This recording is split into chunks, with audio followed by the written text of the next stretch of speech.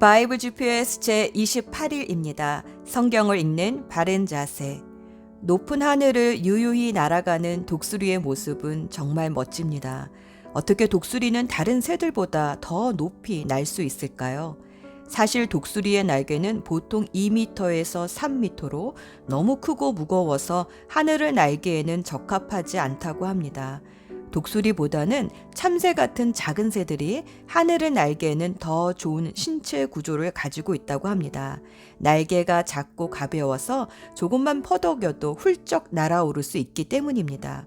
독수리가 높은 창공을 날 수 있는 것은 날개 때문이 아니라 바람을 탈 줄 아는 능력 때문입니다.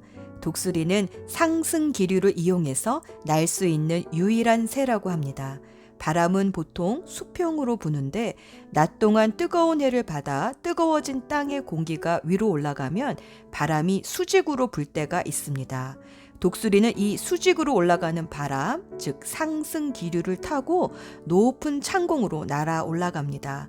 독수리의 이와 같은 모습을 이사야 선지자는 주님을 소망으로 사는 사람의 모습에 비유했습니다. 이사야 40장 31절. 오직 주님을 소망으로 삼는 사람은 새의 힘을 얻으리니 독수리가 날개를 치며 솟아오르듯 올라갈 것이요 뛰어도 지치지 않으며 걸어도 피곤하지 않을 것이다. 상승 기류를 이용하여 높은 창공을 나는 독수리는 오랜 시간을 비행해도 결코 피곤하지 않습니다. 대부분의 새들은 자신의 날개짓으로 하늘을 납니다. 그 날개짓은 기껏해야 전신주나 나무 위를 날아 올라갈 뿐입니다. 자신의 약한 날개 힘을 의지하기에 높이 날 수도 없고 날아도 금방 지치게 됩니다. 하지만 바람의 힘을 이용하여 나는 독수리는 쉽게 지치지 않고 높은 창공을 오래도록 비행할 수 있습니다.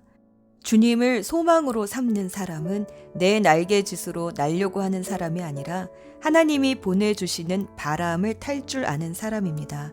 자신의 날개짓으로 나는 보통의 새들은 상승 기류를 만나면 날지 못합니다. 하지만 독수리에게는 그때가 은혜의 때입니다. 다윗은 인생에 많은 고난을 만났지만 그는 이 고난 때문에 하나님을 부인하거나 원망하는 대신 그 고난을 상승 기류처럼 타고 높이 날아 올라갔습니다. 잠언은 고난을 만나면 그가 믿음으로 사는 의인인지 아니면 자기 힘으로 사는 악인인지 알게 된다고 말합니다. 잠언 24장 16절. 의인은 7번 넘어지더라도 다시 일어나지만 악인은 재앙을 만나면 망한다. 기독교는 고난과 함께 성장해 왔습니다.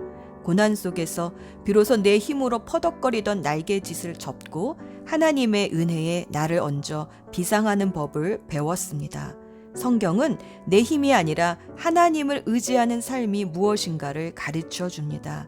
어디서든지 상승 기류를 찾아내어 두 날개를 활짝 펴서 비상하는 독수리처럼 믿음의 사람도 고난이 위기가 아니라 기회임을 믿고 두 날개를 활짝 펴니다. 성경을 읽다 보면 이 상승 기류가 어디에서 불어오는지를 알게 됩니다. 하나님의 일하시는 스타일을 배우기 때문입니다. 내 힘이 아니라 하나님의 은혜를 의지할 때 나의 한계를 뛰어넘어 내게 약점이라 생각했던 크고 무거운 날개가 오히려 하나님이 주신 선물임을 깨닫게 됩니다. 오늘도 말씀을 읽으며 하나님의 상승 기류를 타고 날아봅시다. 오늘의 여정, 다윗의 성전 건축 준비와 성전 조직에 관련된 역사와 여기에 관련된 시편을 읽습니다. 살다 보면 하나님이 살아계시다면 왜 악을 막아주시지 않으시지? 악인의 번영을 하나님은 왜 허락하실까 하고 궁금할 때가 있습니다. 다윗은 시편 37편에서 이 세상의 악을 결국에는 하나님이 반드시 심판하시고 의인들을 도우시니 잠잠히 인내하며 여호와를 기다릴 것을 당부하며 신정론을 종말론과 연결하여 답하고 있습니다. 신정론은 비록 이 세상이 악으로 고통당하고 있음에도 어찌하여 하나님은 정의로우신지에 대한 설명을 말합니다. 앞으로도 욥기서나 하박국 등을 통해 이 신정론을 더 읽게 될 것입니다. 악인들 때문에 많은 고통을 당한 다윗은 하나님은 악인은 그냥 내버려 두지만 의인은 비틀거릴지라도 넘어지지 않도록 하나님께서 그 손을 붙잡아 주시니 끝까지 하나님을 의지하고 하나님께 피할 것을 당부합니다. 역대상 22장부터는 성전 건축을 준비하는 다윗 왕의 이야기가 나옵니다. 예루살렘 성전은 솔로몬에 의해 세워졌지만 성전 건축을 위한 준비는 환란 중에 있던 다윗에 의해 이루어졌습니다. 다윗은 솔로몬에게 성전 건축과 함께 시내산 언약을 늘 기억하고 지킬 것을 당부합니다. 그리고 다윗은 성전 건축 전에 이미 성전 조직을 구성합니다.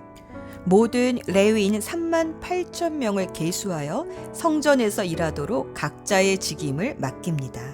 아론의 남은 두 아들의 후손, 즉 엘르아살 가문의 사독과 이다말의 자손 아히멜렉을 중심으로 제사장을 세우고 아삽과 헤만과 여두둔을 통해 성가대를 구성하고 지휘자를 임명하여 하나님을 찬양하게 합니다.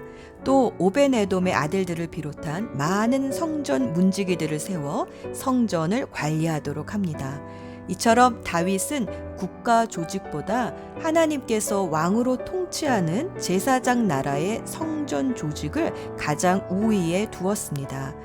레위 지파의 후손들인 고라 자손들도 시편을 기록했습니다.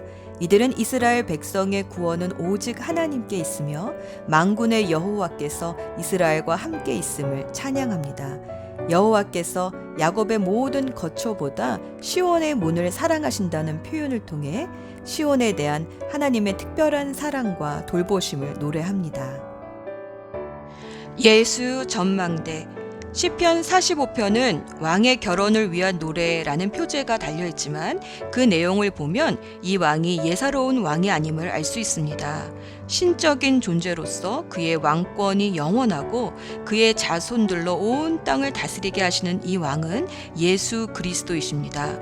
시편 45편은 영원한 통치를 하시는 왕으로서 기름 부음을 받은 메시아와 결혼하는 영적인 신부되는 교회에게 세상의 아비집은 있고 이제 하늘나라 가족으로서 왕을 찬양하며 복음을 전파하는 그리스도인의 삶을 살라고 해석될 수 있습니다. 시편 45편에서 그리는 왕의 모습은 전쟁에 능하신 자로서 모든 사단의 세력을 무찌르시고 영원한 통치자로서 정의는 사랑하시고 악은 미워하시고 기쁨의 기름 부음을 받은 메시아입니다. 성경은 영적인 의미에서 교회를 신부로 예수님을 신랑으로 표현합니다. 왕과 결혼한 신부에게 시편 45편 10절에서 지난날 아비집은 다 잊으라고 합니다. 마치 그리스도의 신부된 신자들이 이제 과거와 세상과의 인연은 끊고 하늘 가족으로서 새 삶을 살아가야 하듯 말입니다. 이제 왕을 찬양하며 온 열방에 왕이 하신 일을 전파하는 것이 영적인 신부된 자로서 해야 할 일임을 시편 45편은 노래합니다. 이렇게 시편 45편은 부활하신 예수 그리스도를 원수를 무찌른 용맹한 왕이요 아름다운 영적인 향기가 나는 신랑으로 묘사하며 그리스도를 주인으로 맞이한 신자들을 결혼식에 참여한 신부로 표현하고 있습니다.